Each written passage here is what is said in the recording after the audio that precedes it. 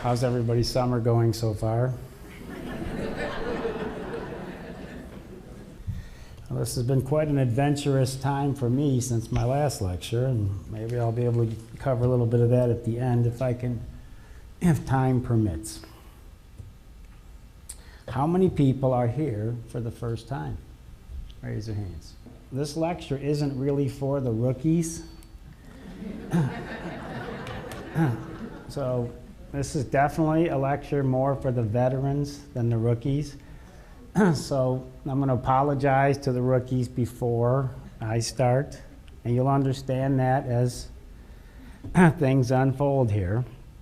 It's frustrating going through life watching people buried in a belief system that has no basis in fact, and it's basically propaganda. And if you hear things enough times, you start to believe them.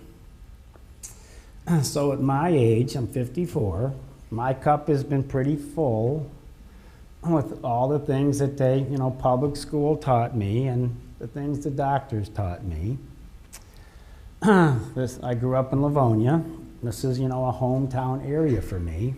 And either A, you play the game like everybody else, or you try to make a difference, because I find it amazing going through this 31-year career how many health professionals will do things to you that they don't do to their children. How many things that they'll do to you. They asked a lot of cancer doctors, would you take the treatment that you do? A secret survey. The majority said no. They asked the cardiologists, do you take vitamin E? Most of them said yes. Would you recommend it for your patients? They said no. I find this interesting. You ask the doctors, do you get all these shots that you're supposed to get?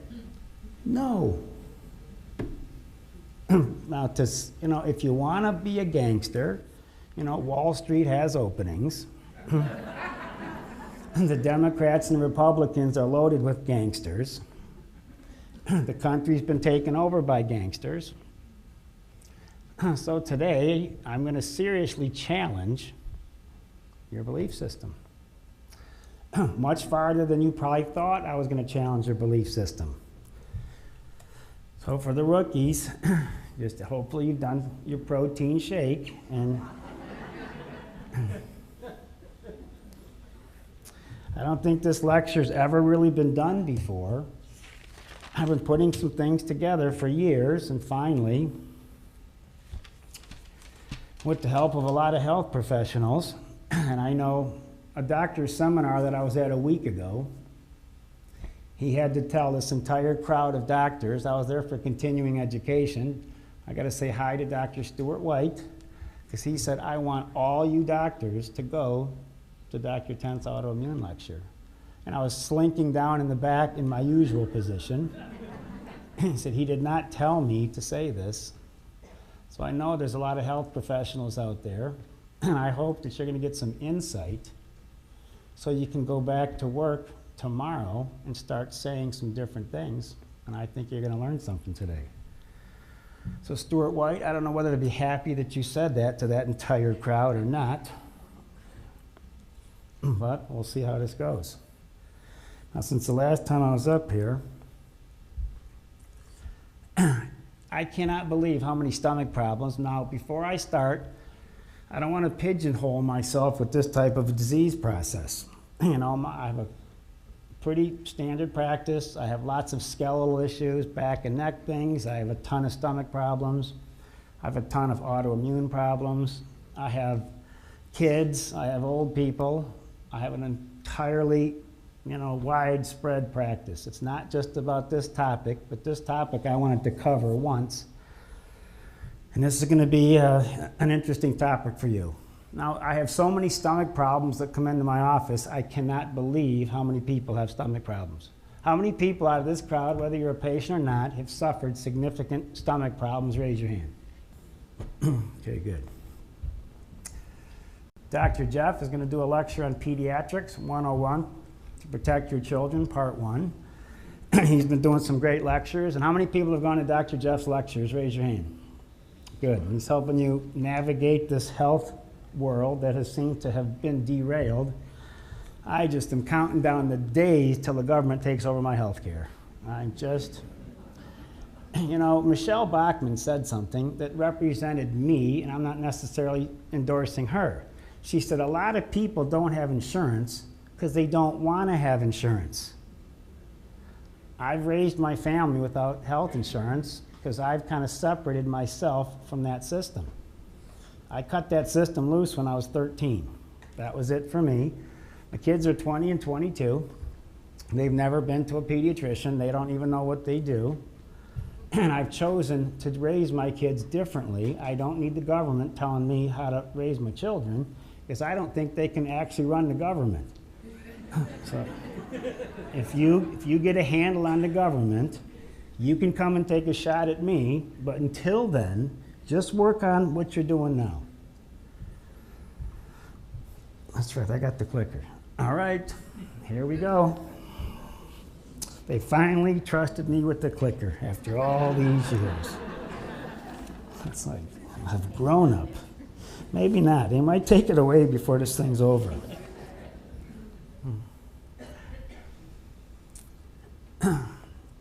I was really excited that the AMA site, Virtual Mentor, has suggested that they pass a federal law so I have to take part in vaccine trials.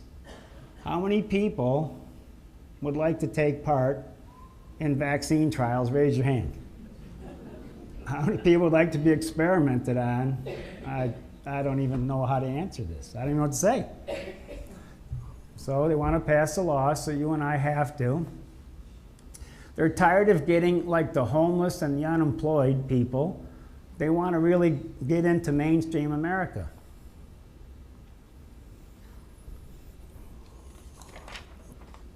Now, as we start, cancer and autoimmune diseases are linked. This lecture is going to be broken into 4 parts. We're going to start with a history lesson that most of you have never heard before.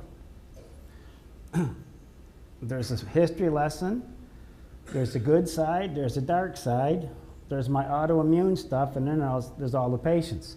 So you have to sit through this beginning history lesson before we move on to the autoimmune stuff. Viruses have been suspicious in the start of cancer, and this is a short review of the literature. 1901, 1911, 1930, tumors, breast cancer in mice. They studied chicken tumor cells. They started to find microscopic findings in 48.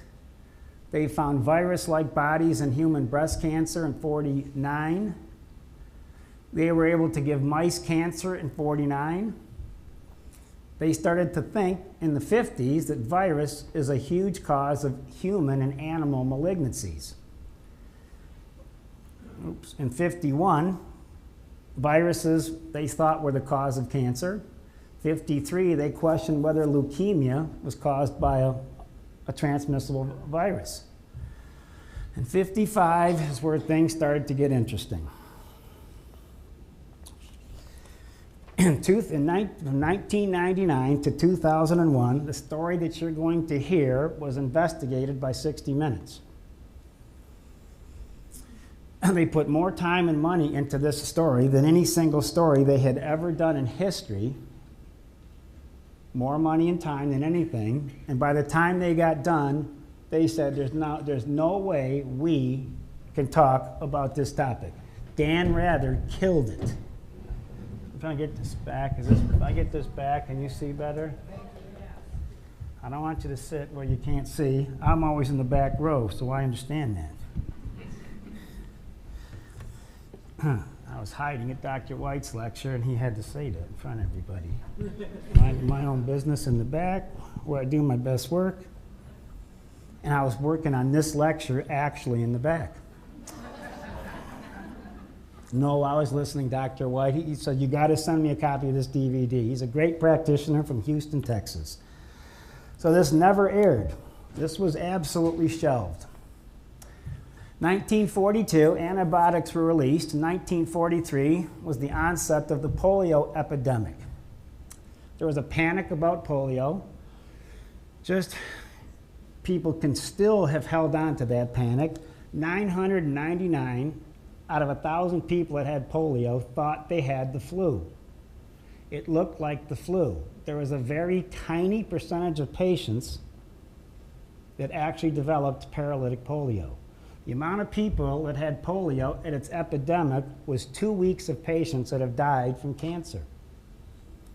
So things started to get strange when they started to use antibiotics on viruses, and they knew they had to make a choice: restrict the antibiotics or develop a vaccine. Polio was going up, started to trend down. If you look at history, diseases have been cyclic throughout history. What actually stopped most of the diseases, which the doctors like to take credit for, was sanitation, sewage control, refrigeration, central heat. When you watch Gunsmoke Days and you look at the nice little town, they had open sewers in that town.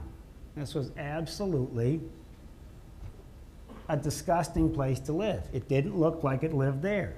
Central heat, they say, stopped whooping cough. So despite the irritating patients that are the engineers, you've actually had a huge part in stopping disease.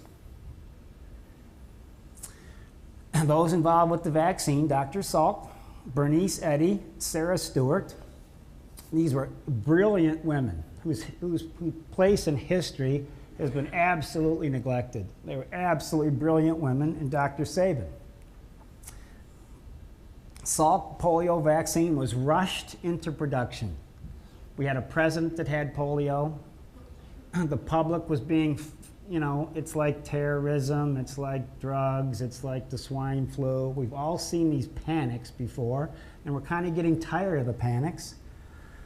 But Dr. Salk had strains, these polio strains, that would be inactivated with formaldehyde and injected in the children.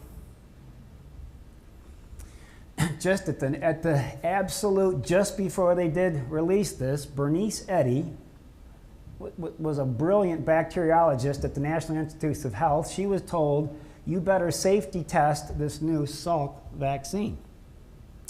She discovered faulty batches of the vaccine. What she found was that the virus wasn't dead, but still alive and able to breed. When she tried it on her monkeys, they were paralyzed in the cages.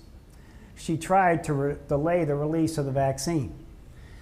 A handful of prominent doctors stepped in to throw their weight on the reputations on the side of the vaccine. Dr. Alton Ochsner was a major stockholder and the past president of the American Cancer Society. He was so convinced of the vaccine that he pulled the entire medical staff together at Tulane University. He vaccinated his grandchildren. He killed his grandson in 48 hours, and his daughter got polio and was paralyzed. 48 hours. By the way, the kid went on to sue Cutter Labs where it was made, and that was thrown out. Despite that, the mass inoculation proceeded on schedule, and within days, children fell sick from the polio, some crippled and some died. It was the biggest fiasco in medical history. There was lawsuits everywhere. The director of the NIH resigned. The Secretary of Health, Education, and Welfare stepped down. Old Tricky Dick, Richard Nixon, was given the job of restoring the reputation of the National Institute of Health back in 1955. This is a timeline we're going to go through, and we're going to finish up the current time. Bernice Eddy was taken off polio research and transferred to the influenza department, where she meets Sarah Stewart. These become lunch partners. Stewart proved that some cancers were caused by viruses, as well as discovery of DNA recombination, which is still used today. In 1957, they named it polyoma. A virus causing cancer was called polyoma. Sarah Stewart and Bernice Eddy discovered this virus, which caused multiple cancer tumors in a variety of small mammals. It was the first time one virus caused cancer in several different species. She then took suspensions of the material from these kidney cell cultures, injected them into hamsters, and the cancers grew in the hamsters. Now the problem was the vaccine manufacturers had grown their polio viruses on the kidneys of monkeys. And when they removed the polio virus, an unknown number of other monkey viruses came with it. The more they looked, the more they found. Medical science knew little about the behavior of these monkey viruses. This was a watershed event in cancer research in 1959. Now, to this day, when you go into the doctor and ask, how did I get this cancer, viruses have been a major player, and they can't talk about it because of something that happened to you. In 1959, Bernice Eddy, confronted with overwhelming evidence, came to the conclusion they had just inoculated an entire generation with cancer-causing monkey viruses. She was the first one to predict an epidemic of cancer in the future. 1959, that was the year that it became classified. Done. That everything stopped when it came to public information. Soon the research identified an Asian monkey as the natural host of the cancer-causing, at the time they called it the polyoma virus, and gave the virus a less hysterical name, SV40. You know why they called it SV40? Because they found 39 viruses before this one. In 1960, the clip that you saw was by Maurice Hilleman, the head of Merck's vaccine research department. They also found the simian virus on renal monkey cell cultures, and they found even Sabin's oral vaccine was completely contaminated, and that was fed to millions of people. And this affects me. My father had polio, so I grew up with a father that had, I've told my father in the past, I'm grateful that you had polio because I never felt that my kids should have the shot. I'd never felt like, it never entered my mind.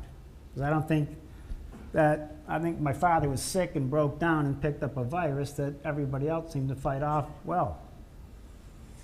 SV40 is so widespread right now, it's certainly, we could take blood samples on most of you, and most of you, this is rolling around inside of you, including me. You're going to see that in a minute. The front page of the Journal of the National Cancer Institute in '97, this was the cover. SV40 was one of several dozen viruses that contaminated the original Salk and Sabin polio vaccines administered to children. This is going to tie into the autoimmune lecture. SV40 is repeatedly extracted in bone, brain, and lung tumors today. I have had 6 of my friends die from brain tumors. In the last 10 days, I have had at least 7 or 8 patients that are nurturing a 48 to 58-year-old right now with brain cancer. My hockey buddy that I'm going to play hockey with tonight, he just went to say goodbye to his sister. She's 50. They gave her a cancer drug so that you can only do one time in your life, and it fried her brain, and the cancer came back anyway. A guy was in Monday, said, I'm all broke down because I'm trying to nurture my sister and take care of her kid. She's 53. She's had 3 brain surgeries, and the cancer keeps coming back. How many of you older people remember hearing your entire generation littered with brain cancer? Are you tired of hearing about brain cancer? It's everywhere. And it's on people my age. I've been to fundraisers. I lost one of my hockey buddies, and his sister-in-law was in today, and this kid and the brother that I still play hockey with could not even come to this lecture because he said he won't be able to take it. I remember the fundraiser for his brother.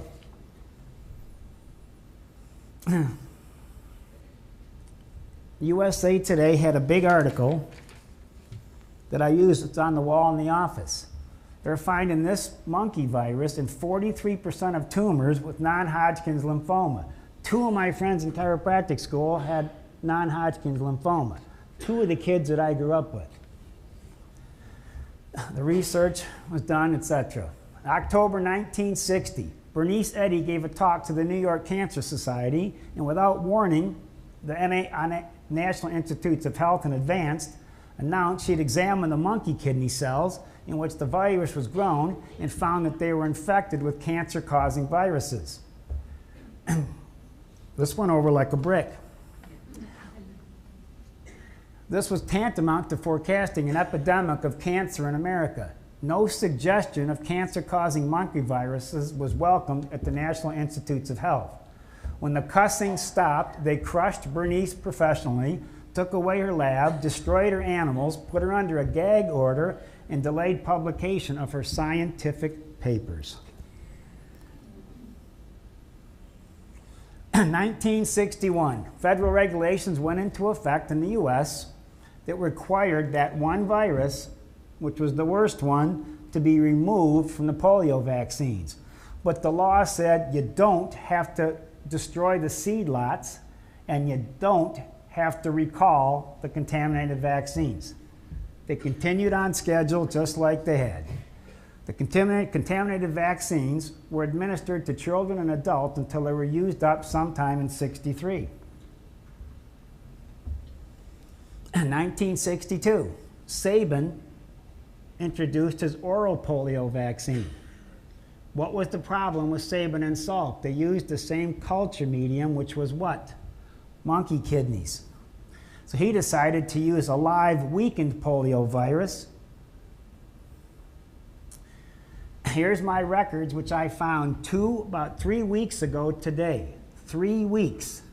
I remember standing in line at Taft School in Livonia for this little sugar cube in a little dish. I remember standing in line because some of my friends got in line a second time. Because I think they've been heavily fluoridated friends, but I don't know. I'm like, I don't think you should, I remember, I don't think you should go in this line a second time. There's my records. I found out 3 weeks ago. Now watch. 1, 2, 3, 4, 5. I got 5 of those injectable vaccines. I only remember the sugar cube. I remember 64 and 64, oral and oral. I've had 7 of these. I've talked frequently at these lectures. If I ever went down with a brain tumor, lung cancer, or one of these other cancers, there's nothing you're going to do about this. And I'm going to show you how to activate this and inactivate this. So you look at my cancer lecture that I did, why I hit my immune system so hard, this is what's rolling around inside of me. That's just the polio. This doesn't count all these other things. Animals are littered with viruses. I did not know this till 3 weeks ago. From 55 to 63, almost every dose of polio vaccine produced in the world, 200 million Americans got it. They estimate that out of us right now, 1 out of every 200 people are getting cancer from SV40. They figured they caused 15 cases of cancer for every case of polio. Sometimes the road to hell is paved with good intentions. They started to realize cancers were skyrocketing, and it was the cancers they had no explanation for. Skin, lymphoma, prostate, breast, lung. I just saw the melanoma story again Monday night. They're trying to get us to buy the melanoma. For example, Superman's wife, what was her name again? No, not no, not Lois. That's TV.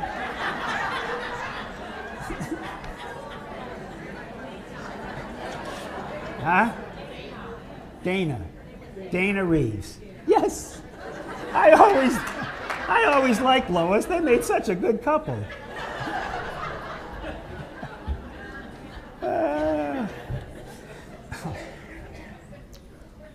oops, got lung cancer and died, never smoked a cigarette in her life. So now you see why lung cancer is skyrocketing, because this caused it. As smoking's gone down, lung cancer has gone up.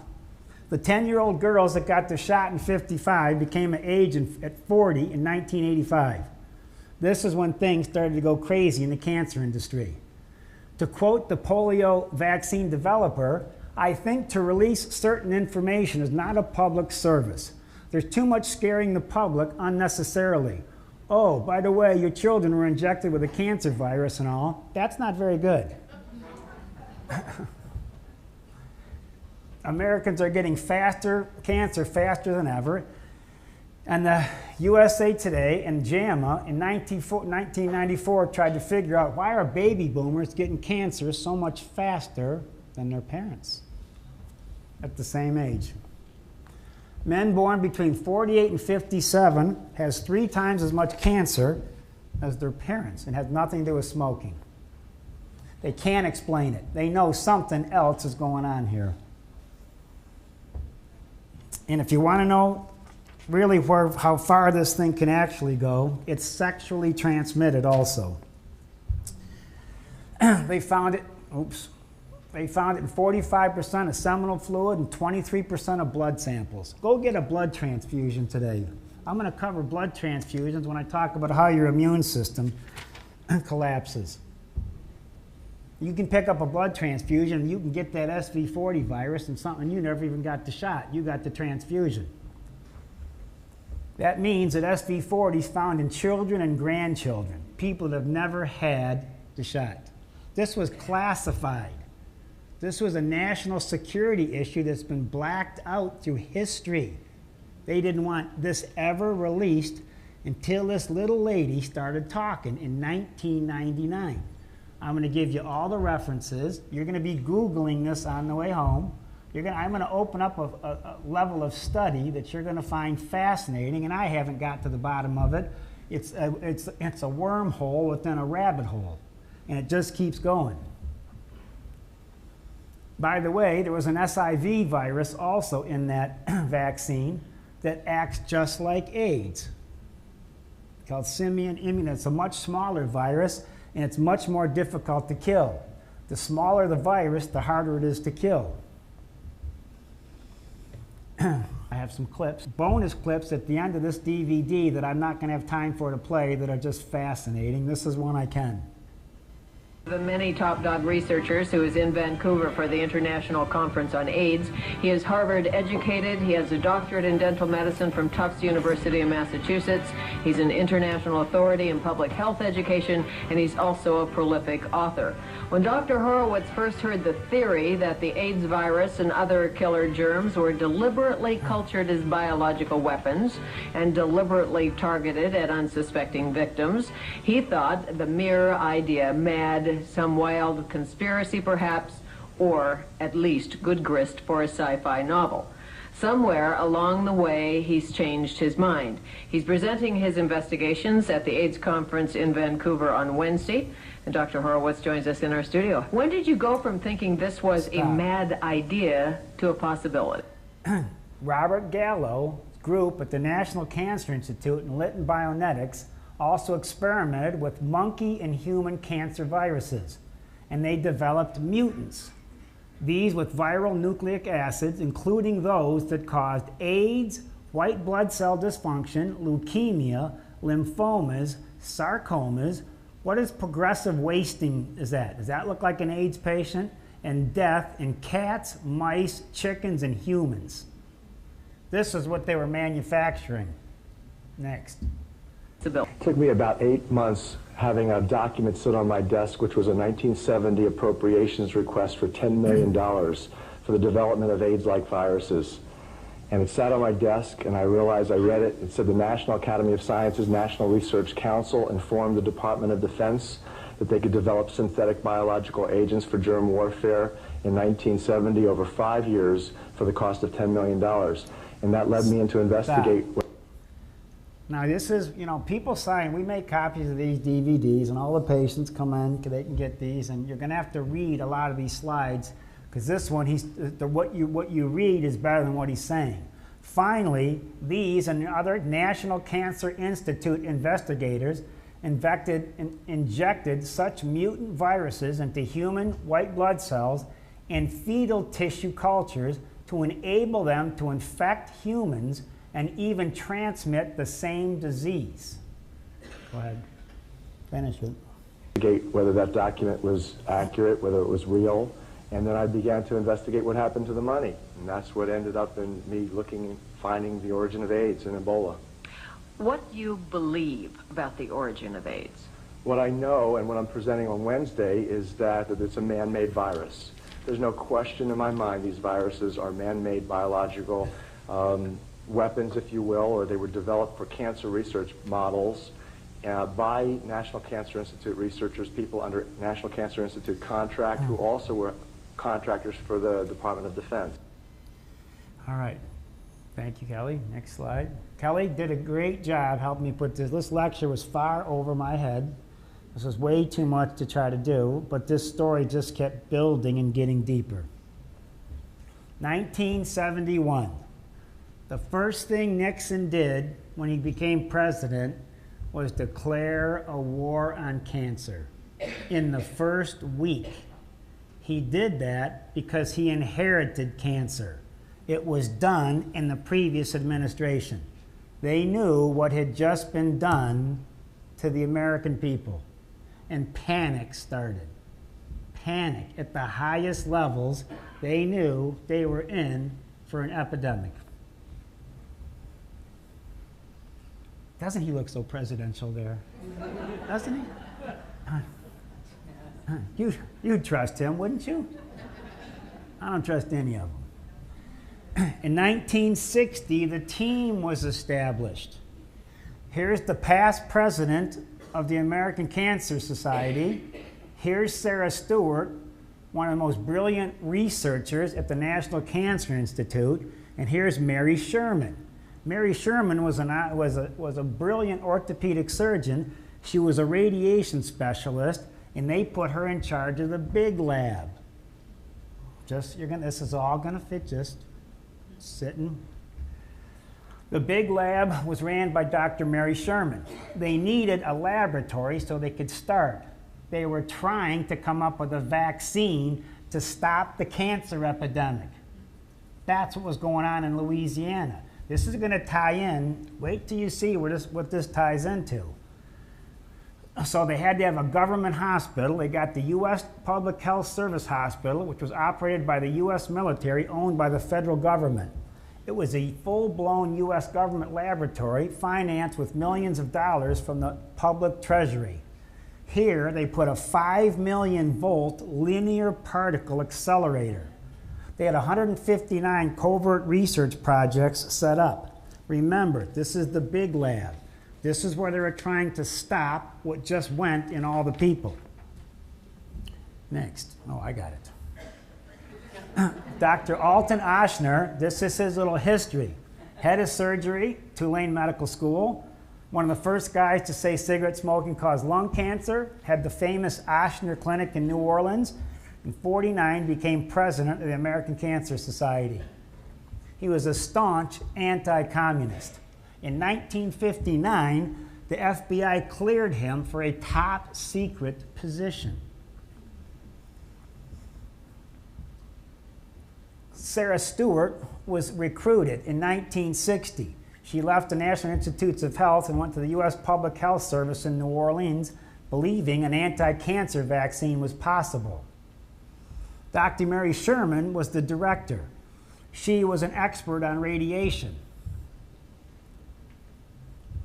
If a vaccine were to be developed to prevent an epidemic of cancer in America, the research was going to have to be done quickly, quietly, and privately. It was done by competent professionals, someone with resources, and someone willing to take the risk. Perhaps a vaccine might arrive in time to prevent a horrible and unprecedented wave of cancer among the American people. If they succeeded, they'd be heroes, praised by the press, welcomed by a grateful public, and rewarded financially and socially. If they didn't succeed, No one would know because nobody stuck their neck out. How do you develop a vaccine? You kill it or weaken it. The larger the virus, the easier it is to kill. The problem, viruses are tiny. Viruses, a virus would not be stopped by a condom. There's not one virus that's going to be caught. When they tell you this is going to stop a virus, it's not. Viruses are far too tiny. So the chicken virus, the poisoned eggs with formaldehyde, killing smaller viruses like SV40 is best done with radiation. They needed a linear particle accelerator.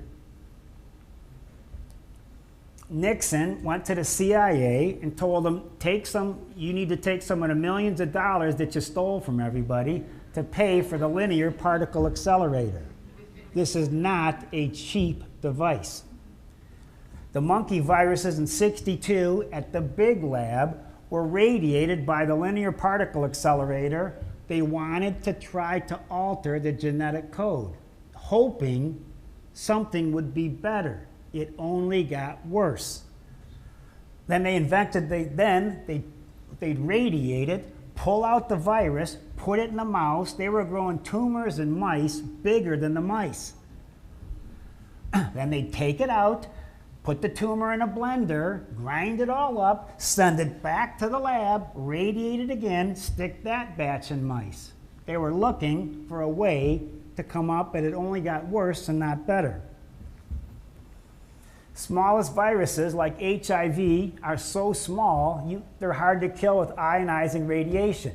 If you don't kill it, you mangle it, you scramble it, and you make it a mutant.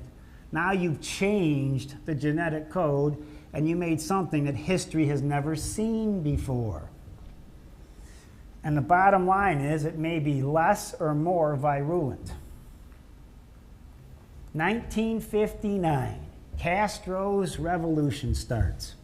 New Orleans is dependent on Cuba and Latin America for their trade. This was very, very important to New Orleans. They needed this place to stay like it was. They didn't need a communist to take over Cuba. Then the Cuban Missile Crisis happened. So then they put nuclear missiles just off the shore of Cuba. Now they could launch a nuclear attack and attack almost anywhere in the southeastern part of the United States, especially New Orleans. Now comes the dark side. That was the good side. This isn't the dark side, that's the good side. Now the dark side's next. They wanted to assemble, how many people saw the movie JFK with Oliver Stone? There was so much truth in that movie. Joe Pesci played David Ferrie. Mary Sherman, now she's in charge of the big lab. They assemble a bioweapon team. A bioweapon team. I got a great idea. Let's develop a virus since we're already halfway there, and let's kill Castro with it. Mary Sherman, now these people were convinced if you want to prevent World War III, you need to help us develop this weapon because something bad's going to happen. Kennedy's going down or Castro's going down. You pick. That's how they talk these people into doing it. So Mary Sherman was at the big lab running the linear particle accelerator. She's radiating the viruses, trying to come up with something that'll stop what they've already turned loose. Judith Vary Baker, I'll cover her next. She's a 19-year-old girl that did brilliant things and faster than anybody on the planet did. And here comes an interesting name, Lee Harvey Oswald. Lee Harvey Oswald. When you find out what he did, you'll understand they gave this 19-year-old girl, this U.S. Marine, as a bodyguard. He was taking these viruses back and forth between the two labs. David Ferrie ran the little lab. Others involved, Carlos Marcello, which everybody knows, Jack Ruby, Guy Bannister, and JFK. This story, JFK was a tiny player in this thing. The story that could have leaked out made this one look like nothing. This is the little laboratory. So if you saw the movie JFK, when Joe Pesci had all those mice that he was injecting, and in the movie they said, what's the matter with this dude? They said, well, he's working on a cure for cancer. Well, no, they were weaponizing cancer. It was the opposite of what they said. This was the little laboratory in Louisiana. This is where the mice were held. The work was done at the big lab. Harvey is shuffling stuff back and forth between these labs. Judith Very Baker was a star science student in Florida high school. She wanted to find a cure for cancer because her grandmother just passed away from it. At 19 years old, on some crummy little lab, she was able to give mice cancer faster than anybody in history. She was able to give mice cancer in 7 days. Nobody had been able to do this. What she did was she radiated them and kept putting them in cigarette smoke chambers. Radiation, cigarette smoke. Radiation, cigarette smoke. This got out in the papers. She was visited by big shots. How did you do this at 19 in a high school lab? So in March of '61, Harold Urey, the guy in charge of the Manhattan Project, and Dr. Ochsner went down to visit Judith in Florida. Now, this is the guy that worked with Fermi. We should know what Fermi means because that's our nuclear plant, Fermi.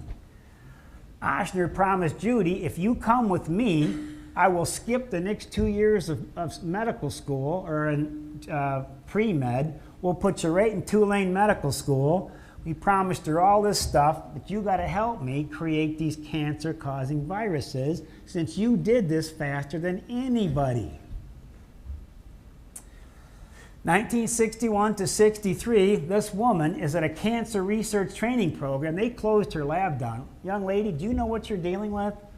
This is dangerous. You have no business. They closed the lab, confiscated her papers, and sent her to know how to do this professionally at the Roswell Park Cancer Center in Buffalo, New York. Here she was properly trained how to handle cancer viruses, and she is in all kinds of, this is very easy stuff to look up. This story has been hidden in plain sight in front of you all these years. This is not a secret. May of 1963, shortly after moving to New Orleans, Judith had a chance meeting which she thought at a post office with Lee Harvey Oswald.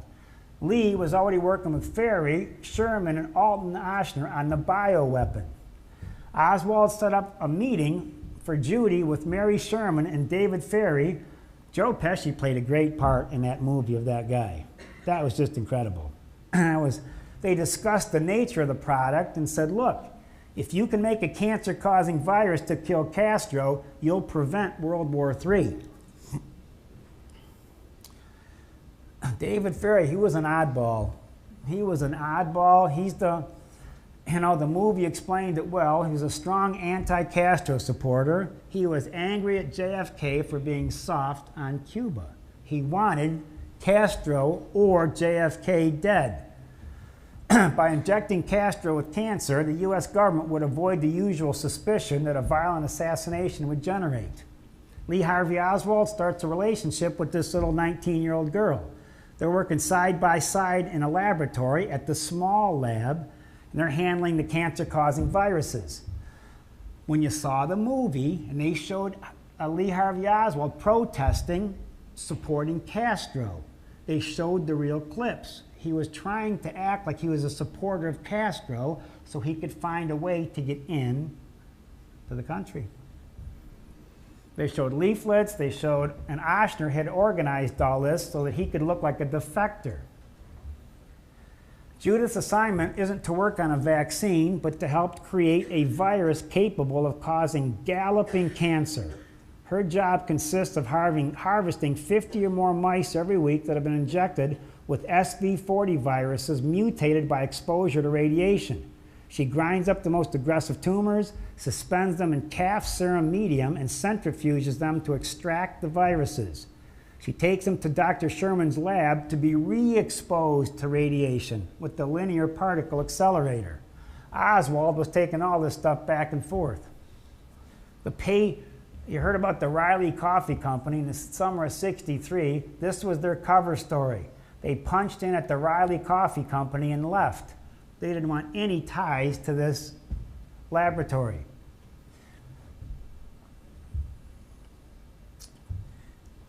This episode, The Men Who Killed Kennedy, The Love Affair, was shown one time on the History Channel and pulled so fast. You can find it on YouTube, but the government never wanted this shown again, ever. And Judith said what she convinced Oshner to do, was you had to get Castro and start radiating. You got to get this cancer in his body, convince him he's got it, and you keep radiating him and keep radiating, x-ray him again and again. You got to keep the radiation going. He'll think he's getting a treatment to kill a cancer when actually they're destroying his immune system so the vaccine can take root. She was successful at killing animals and a person in 28 days from the injection, but the stage had to be set. You had to beat the body up with radiation. After successful killing numerous monkeys with the biological weapon, the group, unbeknownst to her, they went to Angola prison and got a prisoner. They took this prisoner to Jackson Mental Hospital and gave him a whole bunch of x-rays, and they gave him the injection, and they killed him in 28 days, like they were supposed to. Judith got word that they just used her vaccine to kill a human being. She wrote a letter to Oshner. Oshner's secretary, this guy's trying to keep his hands clean because he's the president of the American Cancer Society. He doesn't want anything with his name anywhere near this. She writes a letter. He's got a temporary secretary that day. And the secretary, the temp, reads the letter and hands it to him. He explodes, calls Judith, reneged on his offer. This opened a can of worms that he did not want his fingers in. A few months later, Lee told Judith over the phone that they were going to kill Kennedy. Let's figure it's easier to kill Kennedy than it was to kill Castro. What kind of viruses have we learned to weaponize? We're getting to the autoimmune part next. Dr. Kano contends that the Dietrich operation was, quote, a modest research and development facility, end quote. In fact, Dietrich's own history recalls it being a large, sophisticated biological warfare testing center.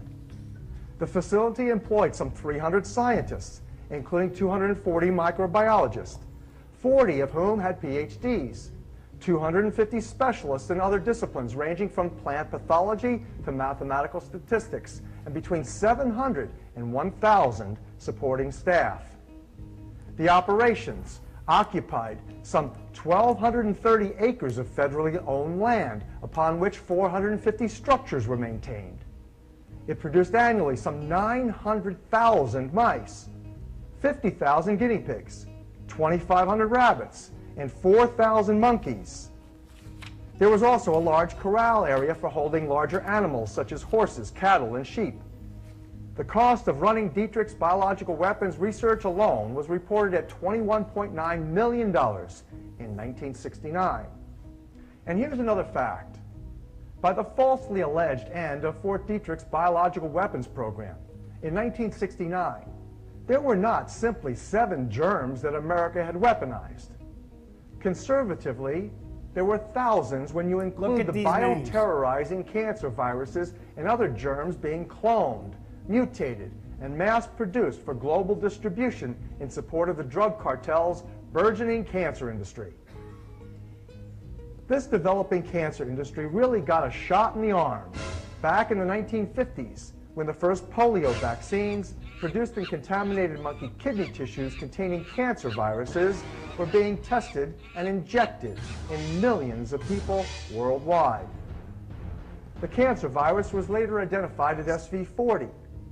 It was determined to cause cancer in nearly every species it was injected.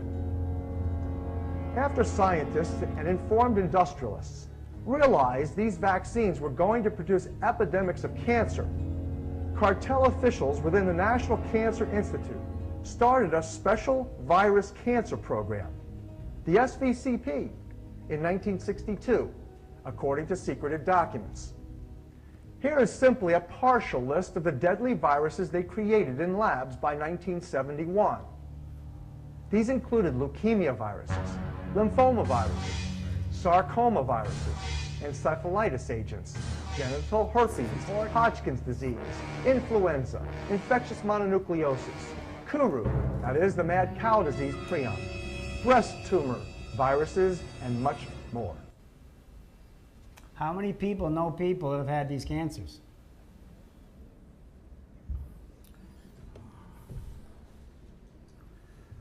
July 21st, 1964, Mary Sherman's lab was sabotaged. They connected the power lead on the linear particle accelerator straight to the switch. She grabbed the switch, it cauterized and vaporized the right side of her body. And the paper said she was murdered in an apartment. Well, they picked her up, sent her to put her in her apartment, tried to make it look like some weird sex crime, which it wasn't. And this was how they started to dismantle this operation, because things were starting to come out. It was the exact day that the Warren Commission started taking testimonies about JFK. The crime was never solved. Now picture getting Lee Harvey Oswald in court. They said if he got in court with all the laboratory sponsors, American cancer-causing contaminated vaccines, all the people involved, high up people and from the Carlos Marcella, maybe the FBI and CIA, this whole thing would have been a complete can of worms. He could not be allowed to go to trial. Jack Ruby kills Oswald November 24th. They were friends. They were both at the lab together. I can't answer all these questions, but I can show you most of this. And Jack Ruby died from the effects of galloping lung cancer. When he had a cough, and they took him to they said, we're going to take you to the hospital, and they put him in an x-ray room, and they left him there for 45 minutes. And he didn't know, why are you taking so long to shoot a chest x-ray? He got a 45-minute chest x-ray. They brought a doctor down from Chicago that gave him an injection. He slipped a piece of paper out to the jailer, and what it says, they've injected me with cancer viruses. That's the note. He died in 29 days. A fantastic book. If you, on your iPad, Dr. Mary's Monkey, go into that website, listen to the long interview. It's going to shock you. It's a 2.5-hour interview it's incredible. Me and Lee was a book this came out. She finally wanted to clear his name because she was scared till 1999 to talk because everybody else is dead. The Men Who Killed Kennedy, you can see this on YouTube, and you want the episode, The Love Affair. She's going to tell you about all these labs and what was going on. A great book published in 2004, The Virus and the Vaccine, by Debbie Bookchin and Jim Schumacher. Lethal Injection, The Story of Vaccination. This guy's going to open a can of worms, and he explains Roe versus Wade. Roe versus Wade wasn't what you thought it was. The vaccine manufacturers are buying aborted fetuses from Sweden for years. It was too expensive. We can get them right here. In Lies We Trust, CIA, Hollywood, and bioterrorism, they says a rental. They're free to sign out at the office. These things go pretty fast. It's free to watch on YouTube. It's about 2.5 hours. I totally recommend that you watch that. Watching all this stuff and how all these patients come in with all these diseases. This is the viral panel that I start to run. These people come in, they got lupus, they got MS, their face is tingling, their feet burn. They look like their body's under attack. So I sent them to the doctor, and this all started back in the 2000s to get a viral panel run. This is the viral panel I run. Epstein-Barr virus, herpes 4, infectious mono. It's associated with lymphoma, 2 kinds of lymphoma, a nose cancer, MS, chronic fatigue, Sjögren's, lupus, rheumatoid arthritis. And I'm here to tell you, after 31 years of doing this, a guy came in that disappeared years ago, and he came back and he had full tilt lymphoma. He was in recently, and he said, look, I haven't seen you for 5 years. Now I got lymphoma. I got this big knob hanging off my throat, and I had to come back to see you. You need to help me. How did I get this? I gave him that viral panel. I said, give this to your doctor and see if he'll run this for you. So when he was in, I don't know, 3-4 weeks ago, and he said, my doctor agrees with you. I said, that virus, that monovirus caused your lymphoma. He said, my doctor agrees. I said, your doctor agrees with me? 31 years of trying to tell them. The first guy said, we know viruses are causing cancer, and as soon as I'm done with your chemo, if you're still with us, we're going to run that panel, and I want to see if I cooked that virus out of your liver. The first doctor to agree that his lymphoma was coming from a virus. If you don't have Epstein-Barr, you have a 10-fold less risk of MS. However, among individuals who are positive, you have a 3 times greater risk. And don't let anybody tell you, once you've had it, it goes away, because it can be reactivated. CMV. 3 of my staff members have been plagued by these viruses. CMV, where's the host? We're back to the 2 monkeys, the chimpanzee, the orangutan. CMV, the Mayo Clinic says, often goes undiagnosed. They don't know what to do with it. I run this panel on a ton of patients. The virus remains with you for life, but it's not always active. CMV can cycle through periods during which it's dormant and then reactivates. What's the way of reactivating it? Radiation, blood transfusions. You can just go on and on. Antibiotic use, overuse. Ibuprofen shuts off your immune system. Steroids shut off your immune system. I'm watching people stomping on their immune systems constantly. Get enough radiation, get enough flu shots, and one of those dormant viruses that we all inhaled in the 50s and 60s is going to turn on. Transmission of CMV, blood, urine, saliva, breast, tears, semen, and vaginal fluids. It's not caused by casual contact. You can transmit it from vaginal fluids. CMV, the Cleveland Clinic, fever, low white blood cells, arthritis, fatigue, mental confusion, brain infections, headaches, migraines, out of control headaches, people that cycle headaches 3-4 times a month. It's a virus attacking their brain. Herpes. Herpes 1, it's not a cold sore. Neurobiology will tell you it's particularly damaging to the nervous system. These viruses are eating my patients alive. Herpes 2, eczema, influenza. It can go up and down. It can be reactivated by a lot of different illnesses. Herpes 6, undetectable by most cases. You kind of get this as a kid. It can become reactivated later in life. Herpes 6, MS, cancer, epilepsy, fibromyalgia, AIDS, chronic fatigue syndrome, seizures. I believe that's the virus that ate Richard Pryor's brain away. Herpes 6 loves to cause multiple sclerosis. And his MS was such a declining mess, he never got a break till he just sat there and just croaked from the thing. HH6 is more neurovirulent and is much more frequently found in patients with neuroinflammatory diseases such as MS. I really thought that was the one that took out Richard Pryor. Parvovirus. I've treated a number of people for the parvovirus, and I'm going to put this up at the end, how this stuff, women are to see. I've noticed that the parvovirus causes strange pains in people's bodies, strange wandering pains, some kind of strange arthritis.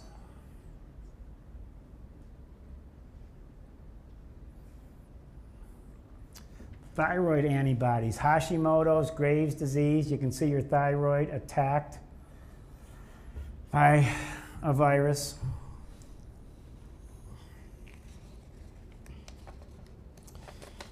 I got it. Animals, you hear cats have leukemia. You hear about all these little animal viruses. Chick embryos and measles. Human diploid cells. If you nurses looked at the labels of your vaccine stuff, it's fetal DNA. It's right on the label in front of your face. It's aborted fetal tissue they're putting inside of your bloodstream. Monkey kidney cells. Animals carry viruses. It's touchy to get them out. You can't get them all out, and little ones can slide through. What's the difference between immunizations and vaccinations? Does anybody know? The word's not the same. In fact, for the sake of accuracy, evading for the moment the use of vaccinations to make people sick, the use of the two terms, vaccinations and immunizations, have been successfully confused by the government and industry propagandists. Immunizations and vaccinations are not the same. Vaccinations typically cause hypersensitization reactions, including allergies, asthma, autoimmune diseases, and with contaminants such as mycoplasma or frequently inoculated herpes-type viruses, such as the Epstein-Barr virus, cancers can be triggered.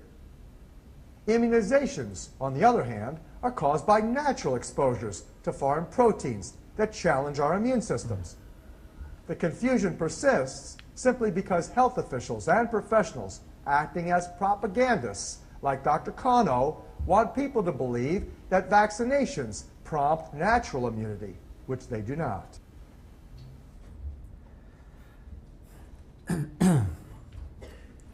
My patients, my Vitanax patients, now I'm going to show you what the literature says. What does the literature say about autoimmune diseases? Curcumin inhibits autoimmune diseases. I take that Vitanax pill, I take 2 a day because I have wild, diseased monkey viruses rolling through my body in waves, and they're sliding this way, and they're sliding that way, and they're going up and they're going down, just waiting to find that landing spot. And I'm going to tell you, you can do whatever you want. If one of those things hits your brain, you can bend over and kiss you-know-what goodbye. I don't care what you do. I don't care where you go. You can go to all the clinics. You can have the chelation. You can go to the out-state clinics. You're done. I don't care what. You got 9 to 12 months and you're cooked. So you don't waste all your money, make your arrangements, get yourself in order, because I've watched a ton of people get this stuff in their head over 31 years, and they're all dead. Don't waste $500,000 to mangle your brain up. It's better to go down with some dignity and some pain pills than this kind of stuff. HPV. You should see all my little young girls right now getting HPV shots coming in with their demyelinated diseases. Lupus, hepatitis B vaccine, measles vaccination, higher infant mortality rates, influenza vaccines. These are the journals. I get all the journals. It says Google it. It's all there. Your doctors. I wouldn't talk about this as much as I am if they would just leave us alone. I'm tired of, my nurses lost their freedom. The nurse, you all lost your freedom. You can't even work now unless you get all these shots. You got to come up with an egg allergy, or you got to find some guy, some cousin to sign a piece of paper for you. Well, that lady on Fox News, that was about 3 weeks ago. How many saw that lady, that little black kid, 12 years old, called her down to the principal and gave her 4 shots? Who saw that on the news? I mean, I'll tell you what, that's, you know, that she has just a, yeah, it's time. You just come down here. They gave her a meningitis shot and an HPV shot. That was a catastrophe. Hepatitis B. Hepatitis B causes an aggressive MS. It'll cause an MS that you're not going to get out from under. I mean, you're not going to get out from under. Straight down. Vaccinations, they got a new word, transverse myelitis, Guillain-Barré. You know what all those things look like to me? Polio. How do you know they didn't give polio another name?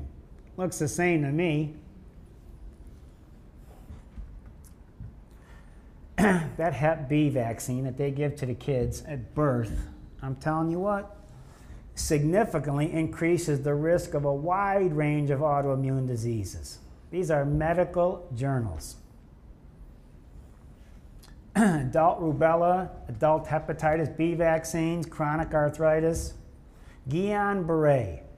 Well, when they did that swine flu stuff, when I was growing up, my brother went and got one of those, and he was sick for weeks. And when you see Guillain-Barré, they say, what does it look like? Well, it looks like MS, but we're not going to call it MS. We'll call it Guillain-Barré instead. It's a safer name. It's the same thing. The Gardasil shot, these girls come in sick, and the mothers have said to me, how, if I don't get the shot, how am I going to protect my daughter? I said, simple. You're going to have to fill in the little rhyme here. I said, just say no, don't be a...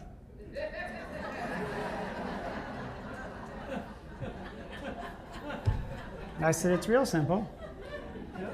And the mother said, well, that's a good idea. Yeah, pretty much.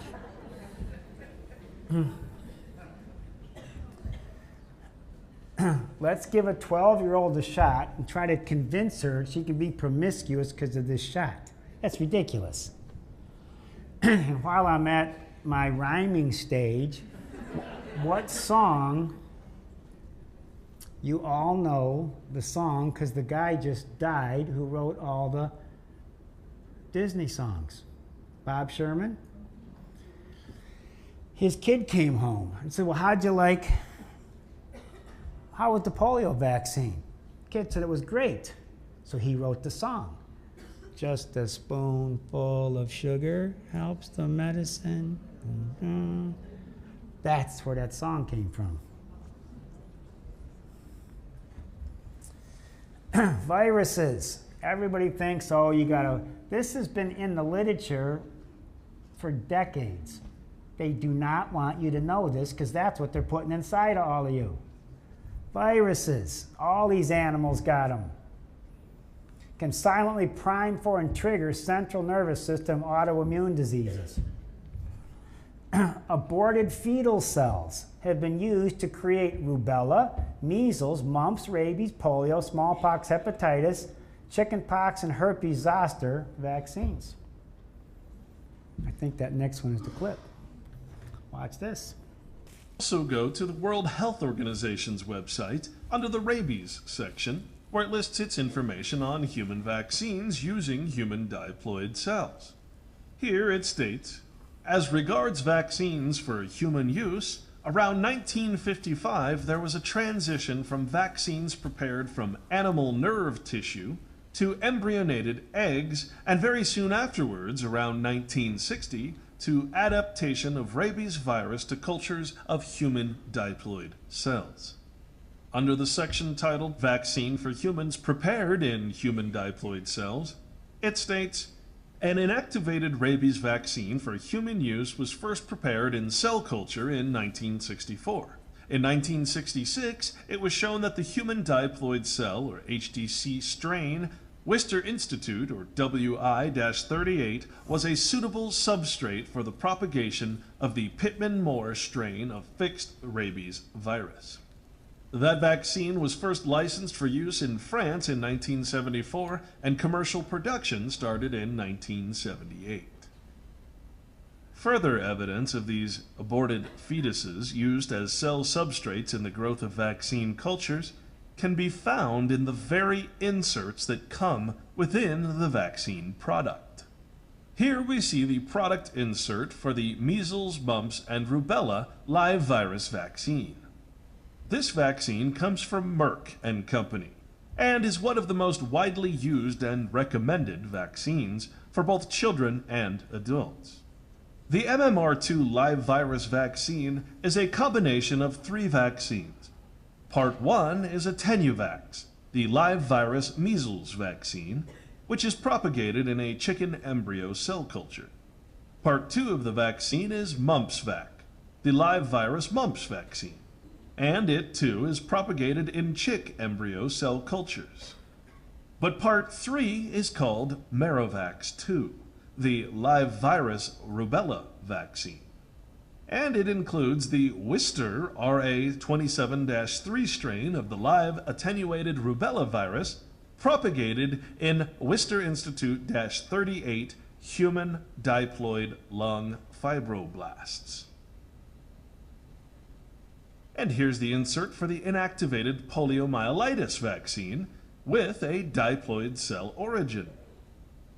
It states that inactivated poliomyelitis vaccine is a highly purified inactivated poliovirus vaccine produced by microcarrier culture. The viruses are grown in cultures of MRC-5 cells, a line of normal human diploid cells, by the microcarrier technique. The cells are grown in CMRL 1969 medium, supplemented with calf serum. I don't want calf serum either. Finally, here's the insert for the Merck Drug Company's Veravax, which is the live virus varicella vaccine. It states that the virus was initially obtained from a child with natural varicella, then introduced into human embryonic lung cell cultures, human diploid cells, adapted to and propagated in embryonic guinea pig cell cultures, and finally propagated in other human diploid cell cultures, Wistar Institute-38. Guinea pigs. Further passage of the virus for varicella vaccine was performed at Merck Research Laboratories in human diploid cell cultures MRC-5. Now, what's most important for you to understand as a person who has or will possibly receive this and other vaccines using human diploid cells, including your children, is this. Each 0.5 milliliter dose of vaccine contains the following: residual components of MRC-5 cells, including DNA and protein. What does this mean?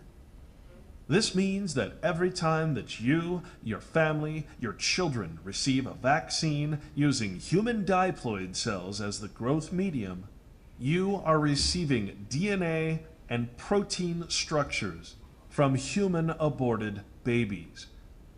They are introduced into your body the pictures would have made with you the vaccine. sick. You, as a vaccinated person, most likely have human aborted fetus particles. That's foreign DNA in your bloodstream is the last thing on planet Earth your body's going to attack it.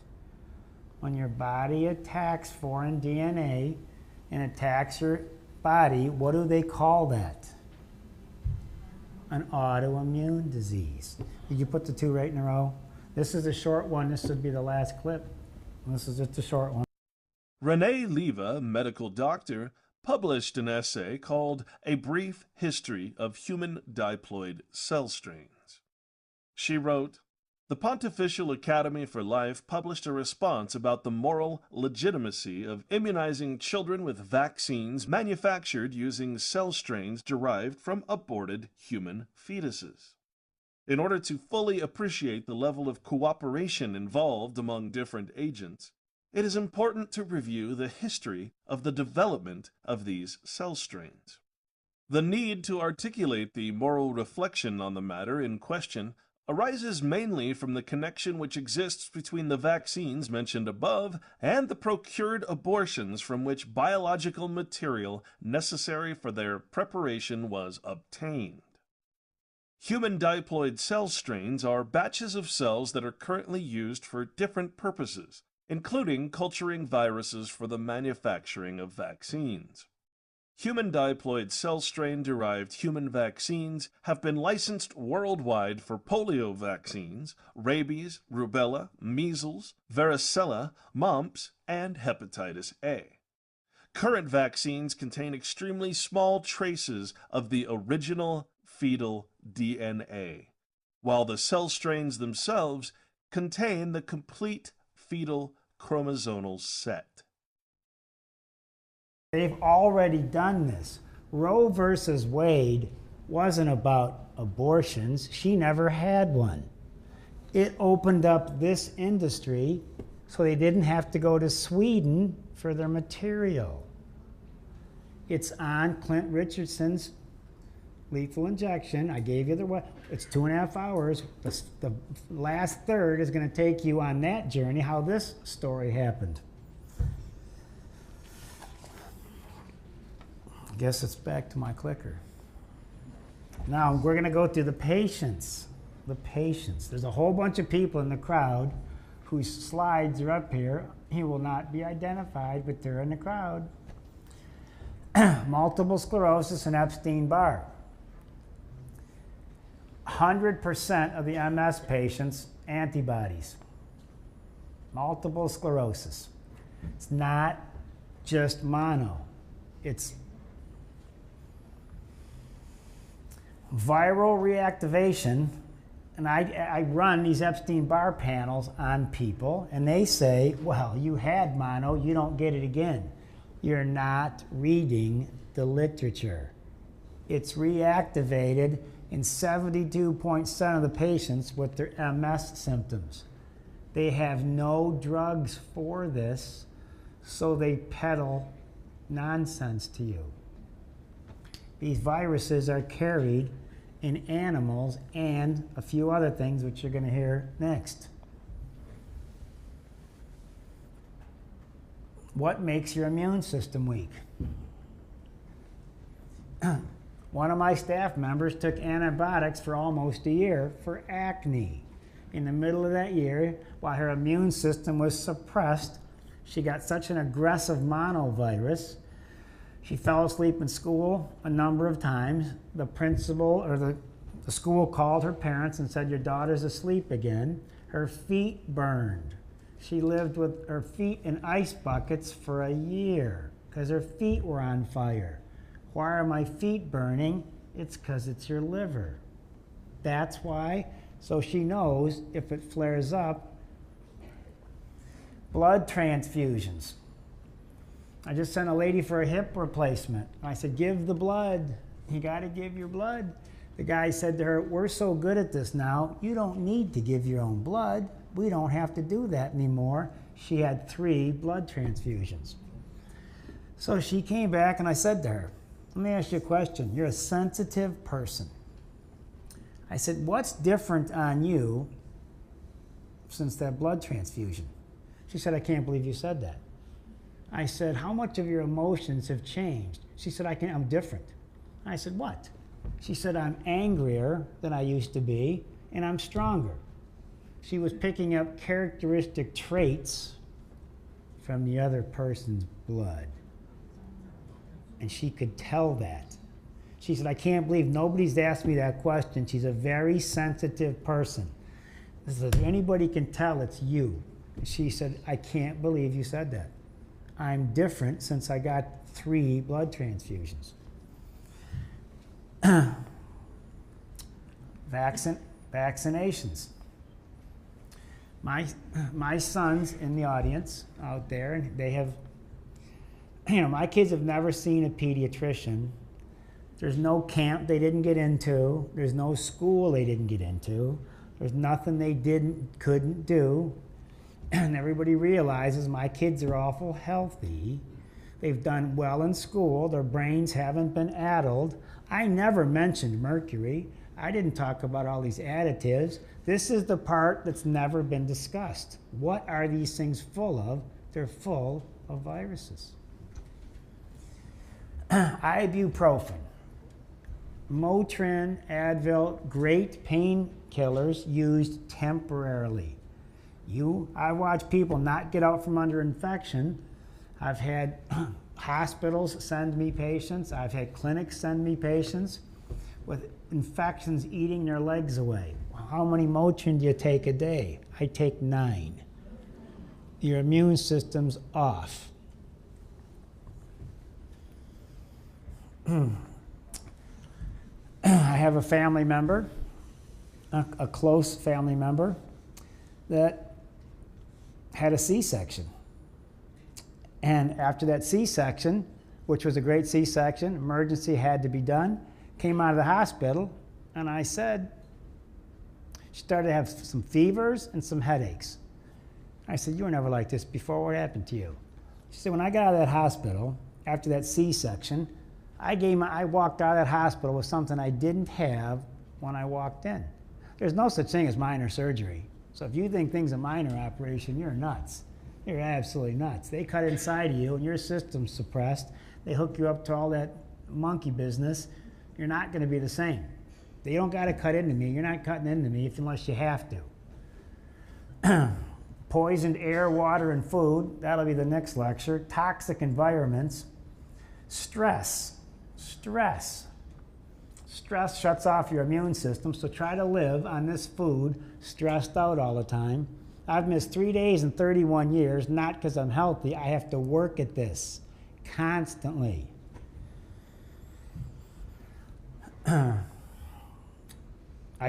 Puck drops at 10. I got to keep going. Radiation. People that live, I have patients that have had so many CAT scans on growth plates, on growing children, sinus infections. 95% of my patients that come in proud with their CAT scans have had them for no reason whatsoever. Their insurance covered that. So when they said there's 30,000 people dying from CAT scans a year, that's what they said, not me. Is it the CAT scan or did that virus turn on? Which one is it? When I get done with this, Lou, you're going to start the car today because that's what I got Lou for. Judge, you're going to have to watch my back. Anything happens, Judge, I'm going to need you. Lou's going to start the car. You got to run interference for me because they're going to, my car, I'm never going to start it by myself again. Never. Never. You know? It's a stick, so you can't put an automatic car starter on a stick. Boom. Spangler, you're going to start the car. I'm going to hire you to start the car.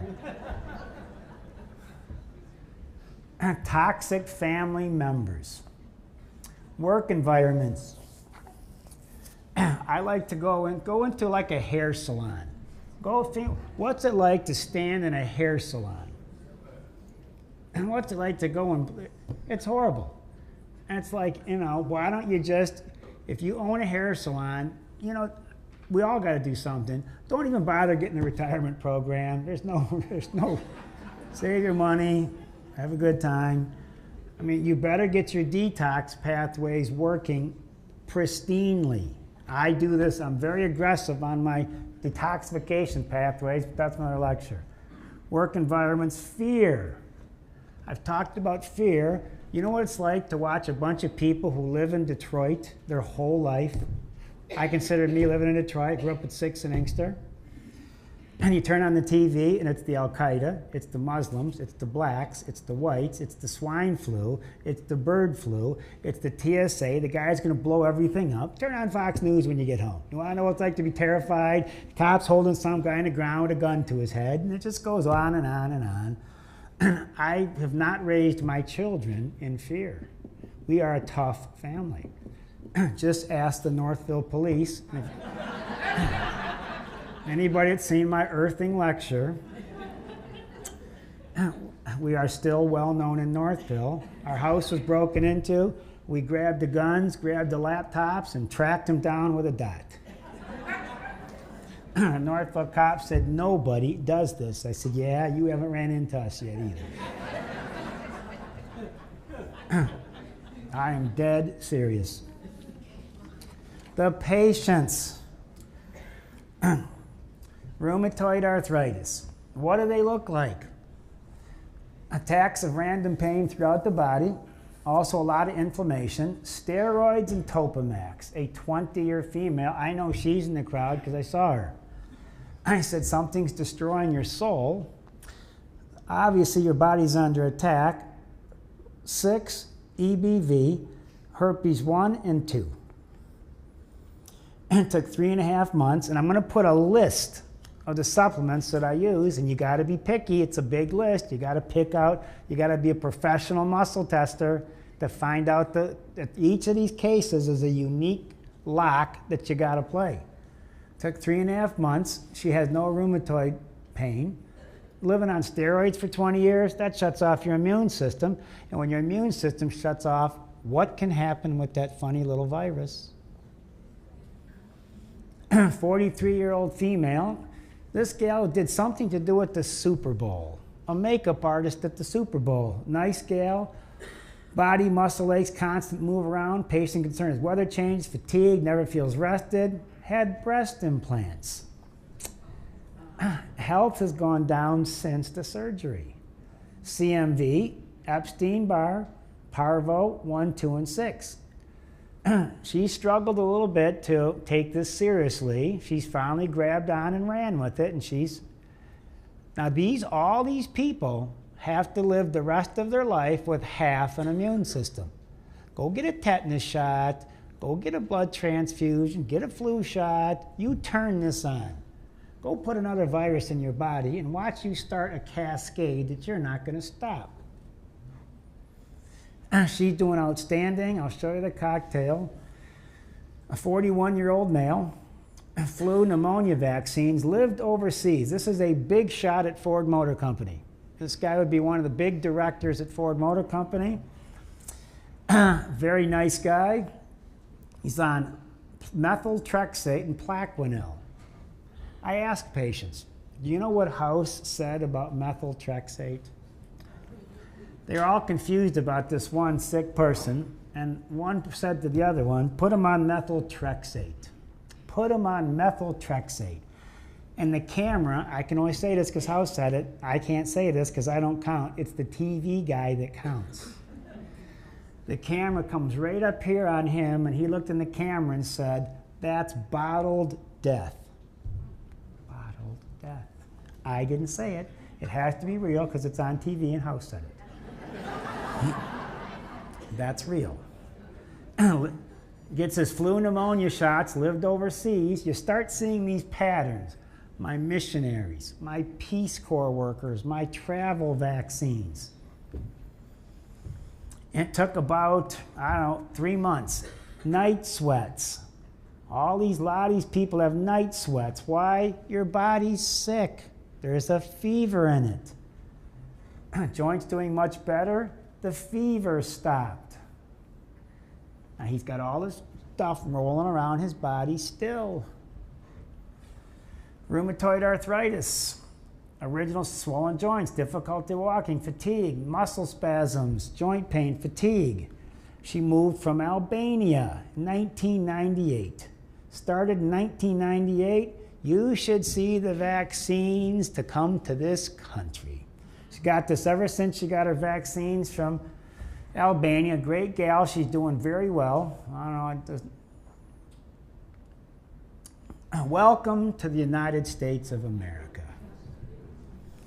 Hepatitis A, hepatitis B, flu, B, meningitis, measles, meningococcal, mumps, pneumonia, pertussis, polio, rotavirus, rubella, tetanus, and diphtheria, and varicella.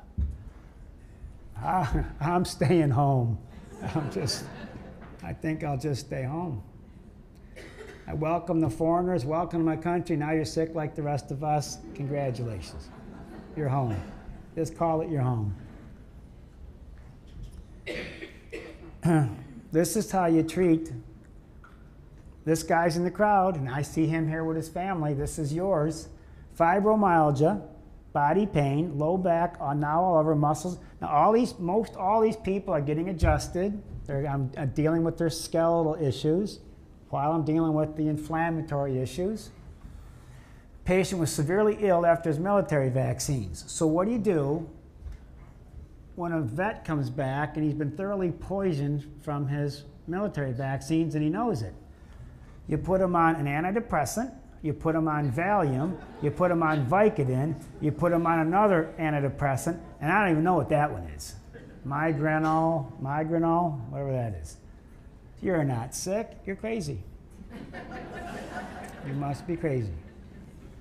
Elavil, diazepam, Vicodin, Cymbalta. This guy was lucky. You're out there in a crowd, I see you with your wife, you lucked out. It's not this easy.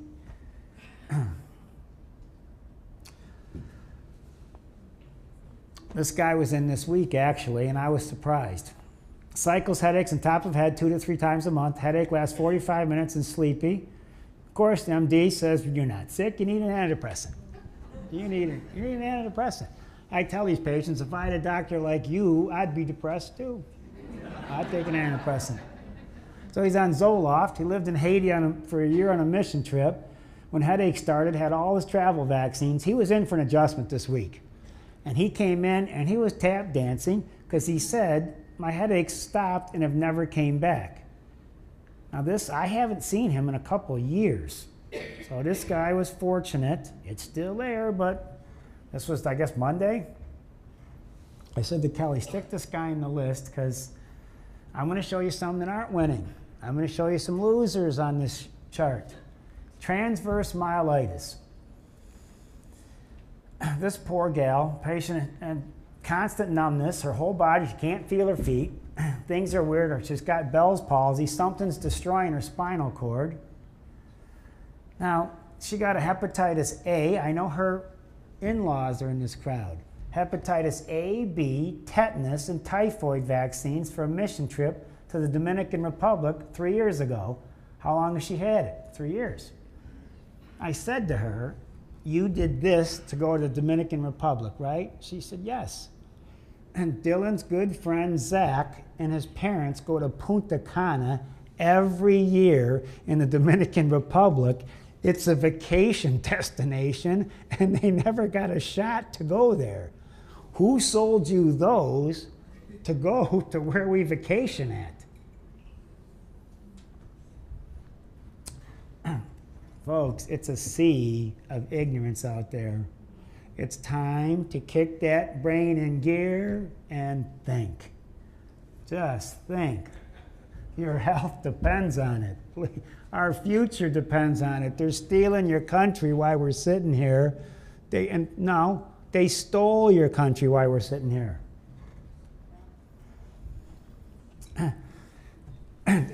Thank goodness that he's not here. He's in Alaska right now, right? Or somewhere. I had to about staple his lips shut.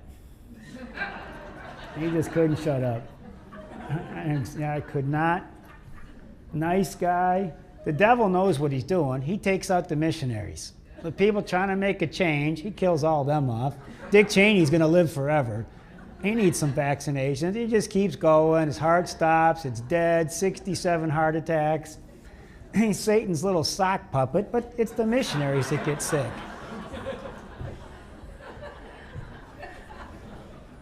His heart's gone, dead. It just keeps going. Good people croak, and he just keeps on a-rolling. I don't understand.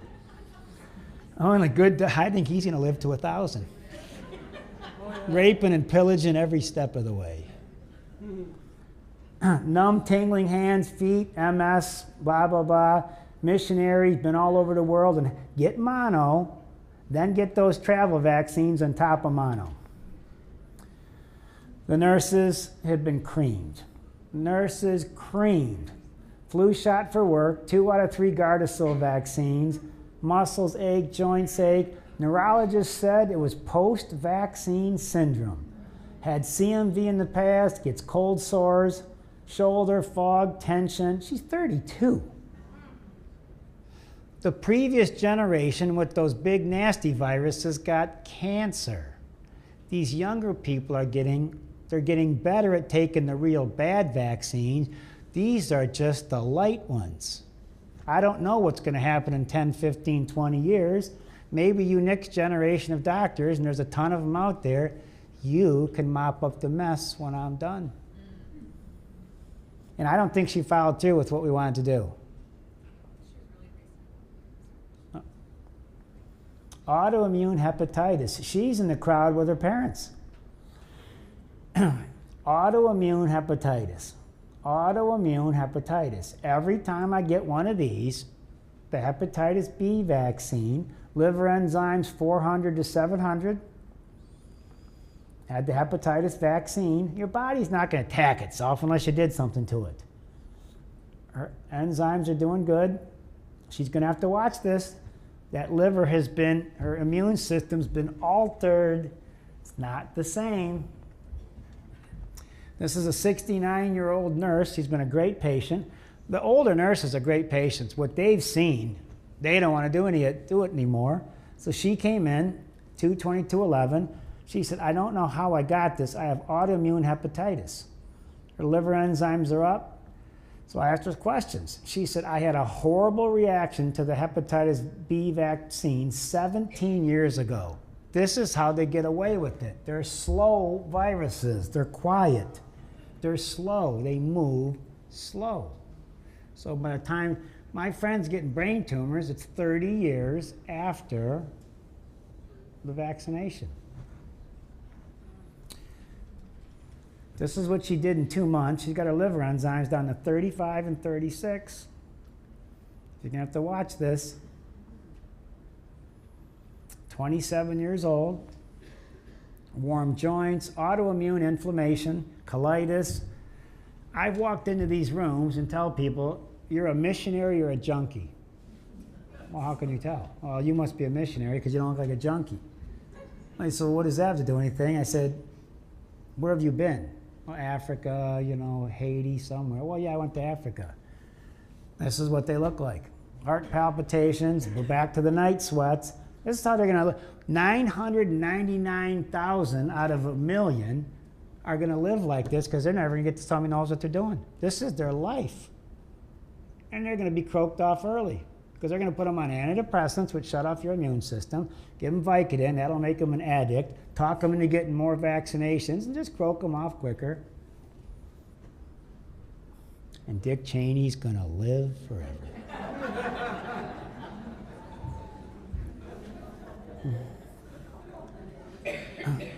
Start a phony war and put your company in charge of it with a no-bid contract. I'm still after him for that. We're broke because of these yo-yos. And I'm not an Obama fan. Every time I pick on Cheney, somebody comes in and says, I didn't know you were a Democrat. I didn't know I was a Democrat either. The words for these diseases are precious. Inclusion body myositis. This guy comes from Traverse City. I did not think I was going to get this guy because he had the ultraviolet treatments to sterilize his bloodstream, and that didn't work, and those are expensive. I found 3 viruses. This has been a, you know, he's done well. I adjust this guy every couple months. I'm surprised. I did not think this guy was going to. This is a famous radio host from California. She flew in to see us, and she was all worked up. She'd been to a ton of doctors in California. Somebody told her to come and see me. In fact, for you folks, Bernardo told her to come and see me. Some of you folks know who he is or was. And the point was, I said, you don't have MS, you got mono. She had an out-of-control mono. And this is 4 months later. Now the point is, she, no pain, weakness, or tingling, night sweats have stopped. She feels rested, she can sleep through the night. She told Mitt Romney's wife to come and see me because she's got MS. So this was, but you know, to see like Mitt Romney's wife, I don't think Mitt Romney has enough money to come and see me. It's all gone. It's in some foreign place, and he's in like a 14% tax bracket or something. My paper boy's in like a bigger one, but I don't really think he's got the money to actually come and see me now. So just have to use your insurance, I guess. Tingling in arms and legs. These are the same patterns. Left side of the face. This lady's in the crowd today. She's excited. Epstein-Barr, herpes 6, simplex, etc. 47-year-old, joint pain all over. Started after chemo. This is a big shot at U of M. She's very surprised at her results. 56-year-old female. Right side of her body's numb at night, tingling behind shoulder blade, her legs are weak, swelling. Migraines behind eyes with lots of headache patients have viruses. You can spot them. The whole head hurts. They get that virus, the whole head hurts. My whole head hurts. This story is going to get back to her because this church, she used to contort. And she'd go into this weird spasm right in front of me and contort her whole face up. And right in front of me, she twisted all up, and I said to her, there's a virus attacking the nerve in the side of your face. I went in, I got her on, I had her chew 6 Calma Plus and take 3 lysine, and it stopped. And the whole face relaxed, and after that, I ran the panel. She only had 1 face spasm. This was mono. This whole church has watched her stop contorting up. I got lucky on this one.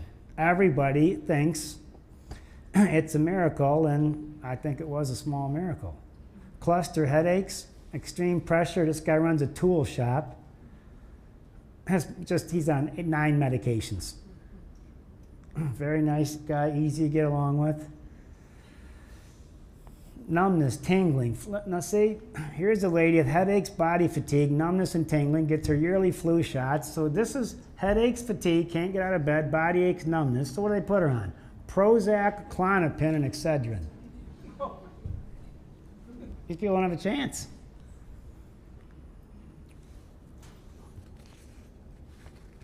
This lady's in the crowd today. She was in actually today.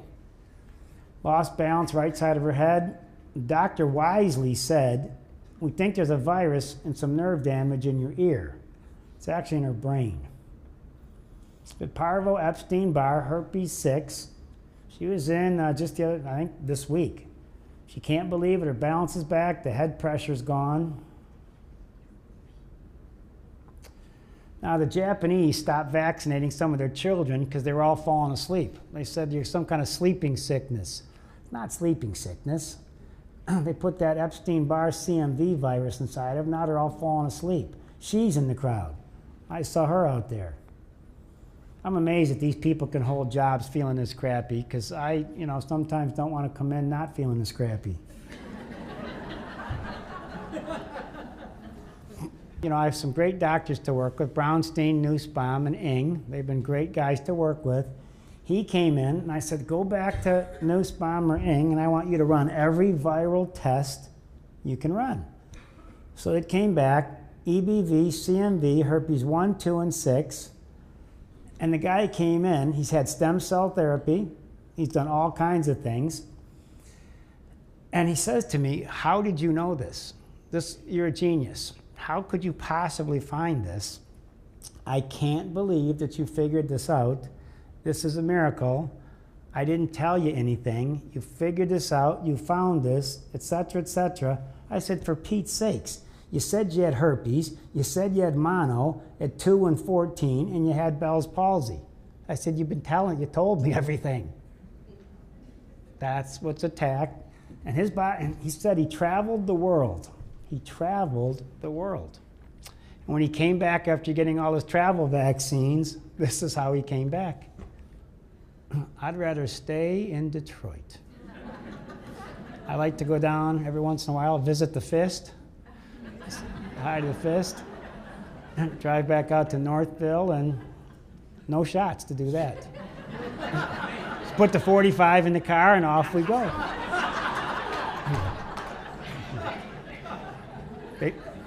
I do have a 45 in the car. This poor gal breaks my heart. She's a teacher. She's sliding down the rabbit hole. Legs on fire. She was on crutches. Now she's in a wheelchair. I'm absolutely losing. I'm trying to get her to get on disability. This thing's so deep inside her spinal cord. I'm not. She's trying to teach school like this. It's a mess. This kid, you'll see this kid in the hall. He's on a walker. He's all twisted up. It looks like maybe it's polio, but we can't use that word because we cured that. Now we have Guillain-Barré and all these other ones. If you saw him walk, him and his mom come in, he's all twisted up. Smart kid. His viral panel's a mess. And if you look at the literature, they say acute disseminated encephalomyelitis. If they tell you that, you won't know what it is. But the National Multiple Sclerosis Society says, it's probably from a vaccination or inoculation. I'll take the measles next time. This young gal came in, myasthenia gravis, double vision, weakness of both arms, leg fatigue. He fell on ice, couldn't get up, fell down the stairs, fatigue worse. Gave her these IgG shots, then steroids. Then they took out her thymus. Man, I don't want my thymus taken out. Then they gave her aseptic meningitis, cycles, fevers, swollen glands. She's poor, she's sick. She's going to need a lifetime of care. I sent her to get her blood sterilized with that ultraviolet procedure because I think she's in deep trouble. Lupus, fingers, hands, body hot to the touch with burning feet. You can always spot that liver when it starts to act up. Almost done here. This gal, now, I had a famous medical doctor that I've named already. One of his colleagues sent her to me. They couldn't figure out why she's collapsing. I asked her my questions, transfusions, vaccinations, travel vaccines. She got 2 blood transfusions. She's on this. She's sliding down the rabbit hole. I'm concerned that she might not get out of this mess. As you go backwards, I sent her to try to get her blood sterilized with that ultraviolet procedure.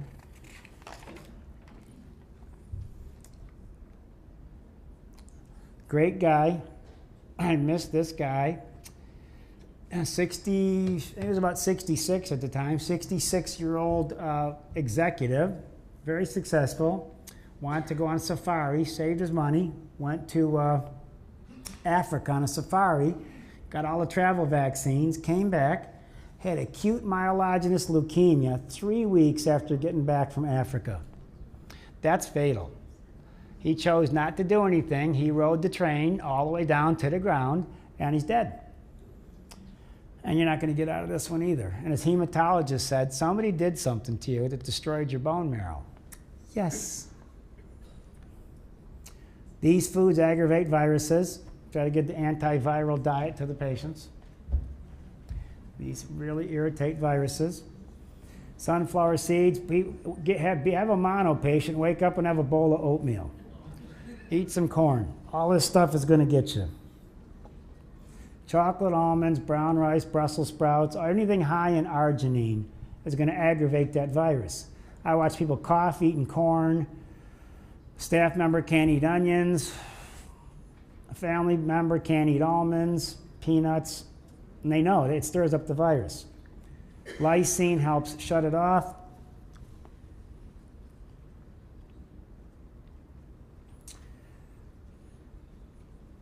You got to take your lysine in the morning, your calcium at night, calcium herpes in the gut.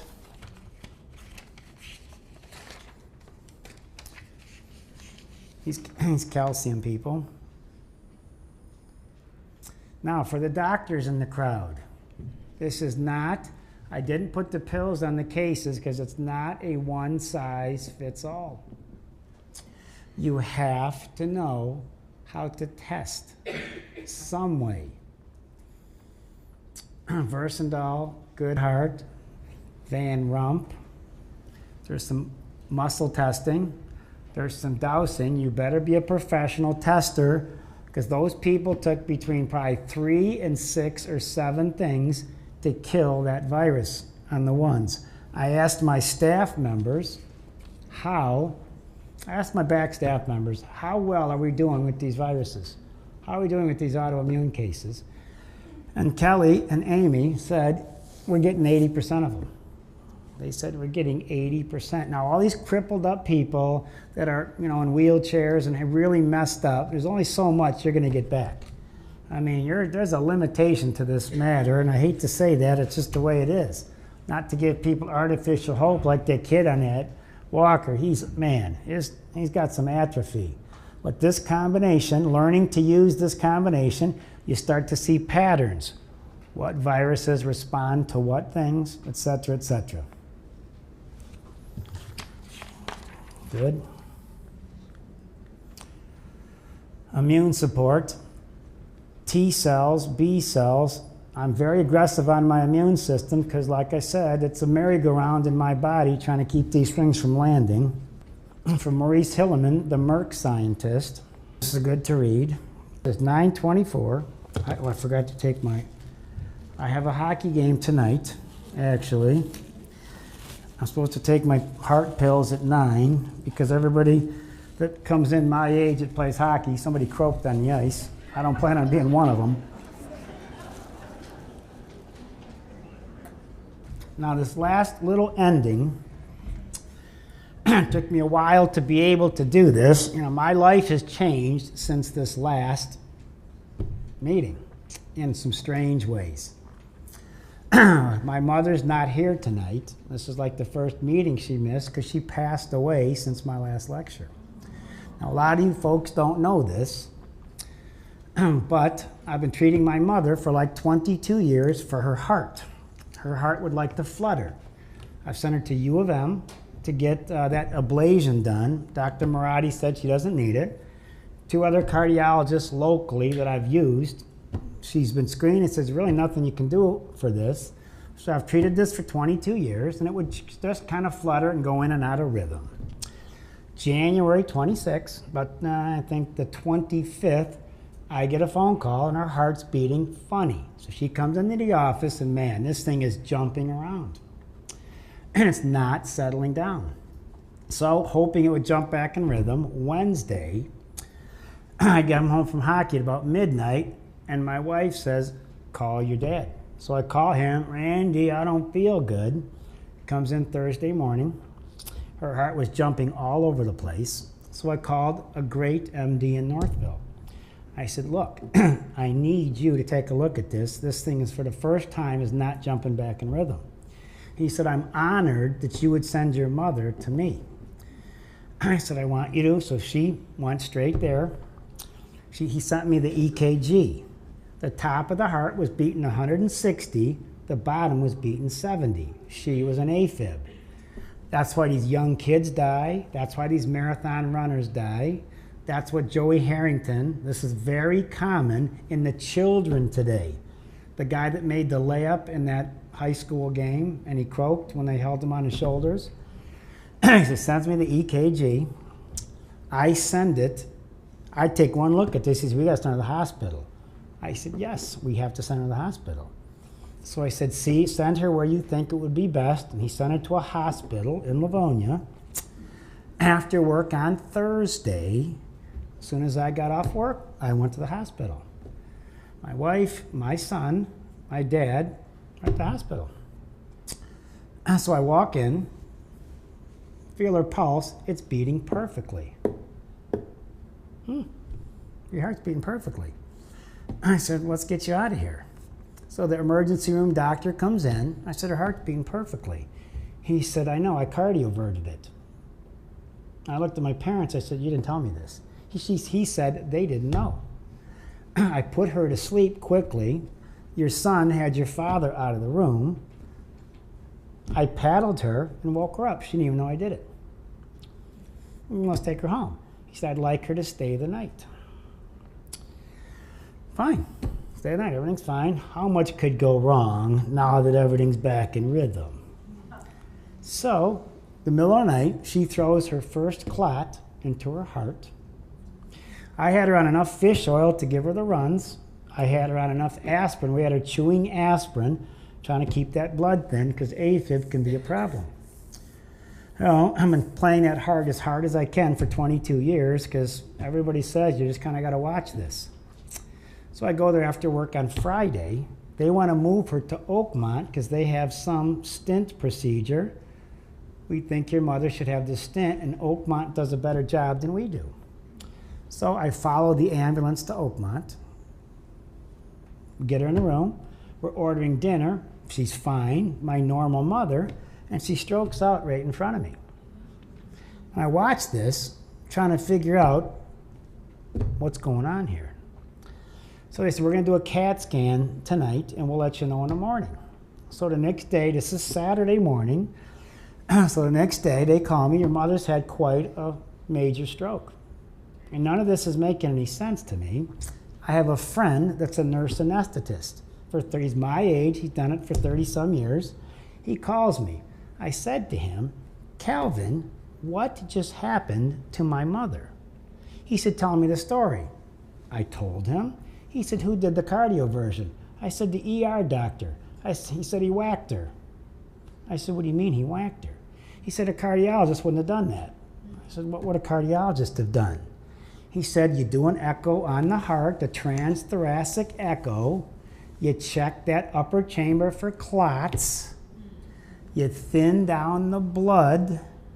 You do the echo again. And when the clots are gone, you paddle the heart. He didn't check her for clots. I said, so you mean? So I cornered this great cardiologist. Oakwood Hospital did a great job. They were wonderful. I cornered this cardiologist in the corner. He was a great guy. I said, look, he'd heard about, we've had some contacts with similar people. We knew all the same people. I said, look, I need to ask you a question. I'm not Sam Bernstein's relative, and Jeffrey Feiger's not my cousin. I said, did that guy whack my mother? He said, probably. So my mother just missed. She was dying to see this lecture.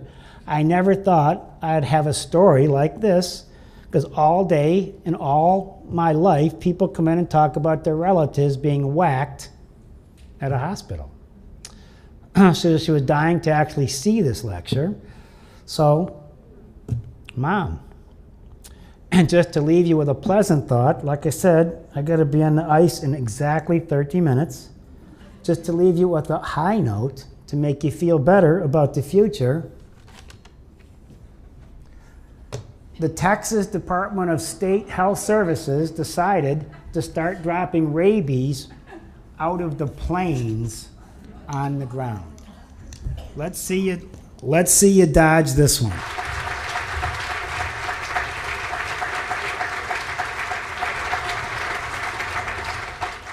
I managed to catch up to Dr. Gallo at the 11th International Conference on AIDS in Vancouver in 1997. I asked him if he was concerned that some of his experiments might have given rise to the AIDS virus or AIDS virus relatives that might have contaminated monkeys and chimpanzees shipped by Lytton to the Merck's vaccine division in New York for the production of the earliest hepatitis B vaccines. Here is the exchange Dr. Gallo eventually apologized to me for. He was obviously aggravated. Do you have any concern that your early experiments in taking simian virus 40 in the presence of simian foamy retroviruses and recombining them with cat leukemia and chicken leukemia sarcoma viruses might have given rise to HIV or its relatives following their culture in human tissues, and that these mutants could have contaminated some live viral vaccines produced in contaminated monkeys and chimps supplied to vaccine manufacturers through your affiliates at Lytton Bionetics? quite frankly, I don't know what the hell you're talking about.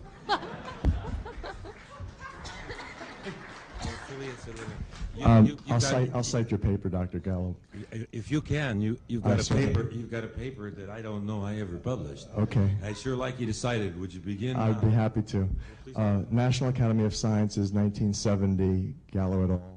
It was an oral presentation that you presented before NATO and NATO audiences in Mol, Belgium. You published it. It's in the National Academy of Sciences. I'll be happy to show you the paper. Stop. I mean, this is beyond asinine. In Mol, Belgium, my first trip to Europe, so I can remember it, a NATO meeting did take place. NATO meetings fund all scientific meetings all over the world, even East-West at that time. Biologic meetings, scientific, chemistry meetings, all kinds of meetings. Meetings about motherhood, fatherhood, everything. And what I talked about in Mol, Belgium was in the 1960s, long before gene cloning took place, before I ever worked in virology. What I talked about was cellular transfer RNA. Okay, and that's Mol, Belgium. Proceedings of the National Academy of Science, an SV40. I never published a paper in my life. An SV40, except the transfer RNA species. In SV40 transformed hamster cells compared to non-transformed cells as a control. You've got pineapples, kiwis, grapes, and cherries mixed in with some other tutti frutti. I don't know what in the hell you're talking about. And excuse me. I'm a little bit tired of this kind of nonsense. Okay. Crap. And Gallo, Sarin et al. Were Lytton bionetics researchers were your co-authors in which you combined cat leukemia and chicken sarcoma viruses to create to evaluate the leukemia sarcoma complex models. I'm really smart. Yes, we did it. Everything was created by us working in the laboratory. Look, just for those with some little bit of understanding of this, who care about this kind of idea. I've had a lot of things said, but I've never had anything quite like that one. There were people who thought and made postulations that, and it was not actually directed at me, this is a good one, a new one, but that HIV could have been created in laboratory experiments. There are two answers to that are definitive, conclusive, that no scientist could have deliberately created them unless he was a super genius and 10 years ahead of his time. The AIDS virus definitively existed long before molecular cloning. That's point one. Point two, we know the full sequence, the genome of HIV. It was published by our lab in 1985 and by a group from Paris around the same time. The genome has no homology to any known existing virus in the world, except SIV, discovered after it. Has nothing to do with cats, has nothing to do with chicken sarcoma viruses. SV40 is a DNA virus that comes from little animals that can transform cells in culture, has no sequences in HIV. Further, we never worked with SV40 with those viruses together, and if we did, the whole thing would be irrelevant. And I think you need to begin with Biology 101 high school, okay? These documents, including the U.S. government contracts, best explain how AIDS emerged on two far-removed continents in black Africans and gay New Yorkers by 1978.